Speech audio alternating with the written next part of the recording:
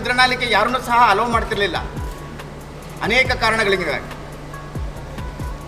ಈಗ ನಾವು ತುಂಬ ಹೃದಯದಿಂದ ನಾವು ಧನ್ಯವಾದನ ಅರ್ಪಿಸಬೇಕಾಗತ್ತೆ ವಿಜಯ ಶಂಕೇಶ್ವರ ಸರ್ ಅವ್ರಿಗೆ ಮತ್ತು ಆನಂದ್ ಸಂಕೇಶ್ವರ ಸರ್ ಅವ್ರಿಗೆ. ಯಾಕೆಂದರೆ ಈ ಒಂದು ಮುದ್ರಣಾಲಯವನ್ನು ಮುಕ್ತಗೊಳಿಸಿದ್ದಕ್ಕಾಗಿ ಶ್ರೀಸಾಮಾನ್ಯನಿಗೆ ಅವರೆಲ್ಲ ಬಂದು ಇಲ್ಲಿ ನಡೀತಕ್ಕಂಥ ಪ್ರಕ್ರಿಯೆಗಳನ್ನು ನೋಡಿ ತಮ್ಮ ಮಕ್ಕಳಿಗೆ ಪರಿಚಯ ಮಾಡಿಕೊಡ್ಲಿ. ಇಲ್ಲಿ ಏನೂ ನಡೀತಾ ಇರೋದಿಲ್ಲ, ಎಲ್ಲರೂ ಸಹ ನೋಡ್ಬೋದು. ಮುದ್ರಣಾಲಯ ಒಂದು ಇಲ್ಲಿ 12-13 ಪೇಜು ಸುಮ್ಮನೆ ಹಾಗೇನೇ ಪ್ರಿಂಟಾಗಿ ಬರೋದಿಲ್ಲ. ಈ ಮಿಷನ್ ಎಸ್ಟಾಬ್ಲಿಷ್ ಮಾಡೋದಕ್ಕೆ 18 ಕೋಟಿ. ಇವತ್ತು ನನಗನ್ಸುತ್ತೆ 150-200 ಕೋಟಿಗೆ. ಶ್ರೀಸಾಮಾನ್ಯಗಂತೂ ಖಂಡಿತ ಸಾಧ್ಯ ಇಲ್ಲ. ಇದು ಶ್ರೀಸಾಮಾನ್ಯಂತೂ ಖಂಡಿತ ಸಾಧ್ಯ ಇಲ್ಲ. ಈ ಮಿಷನ್ಸೇನೆ 18 ಕೋಟಿ ಆಗಿದೆಯಂತೆ.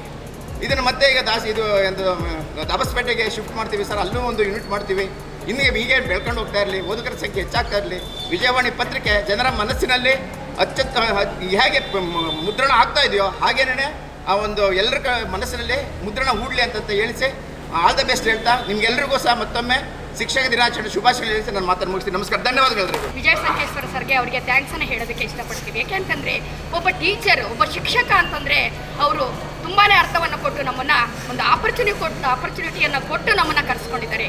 ಶಿಕ್ಷಕ ಅಂದರೆ ಶಿವನ ಸ್ವರೂಪಿಯಾಗಿ ಪಾದಿಯಲ್ಲಿ ಕರ್ಮವನ್ನು ಎಸಗುವನು ಅಂತ ಹೇಳಿಬಿಟ್ಟು ನಾವು ಹೇಳ್ತೀವಿ. ಆ ಶಿಕ್ಷಕನಿಗೆ ಎಷ್ಟು ಒಂದು ಗೌರವ ಇದೆ ಅಂತಕ್ಕಂಥದ್ದನ್ನು ಅವರು ತಿಳ್ಕೊಂಡ್ಬಿಟ್ಟು ಶಿಕ್ಷಕರ ದಿನಾಚರಣೆಯ ಪ್ರಯುಕ್ತ ನಮ್ಮನ್ನು ಕರೆಸಿ ನಮಗೆ ಒಂದು ಗೌರವವನ್ನು ಕೊಟ್ಟು ನಮಗೆ ಆಮೇಲೆ ಈಗ ಒಂದು ಪೇಪರು ನಮಗೆ ಈಗ ಸಿಗಬೇಕು ಅಂತಂದರೆ ಅದರಿಂದ ಎಷ್ಟು ಕಷ್ಟ ಇರುತ್ತೆ ಅಂತ ನಮ್ಗೆ ಇವತ್ತೇ ಗೊತ್ತಾಗಿದ್ದು.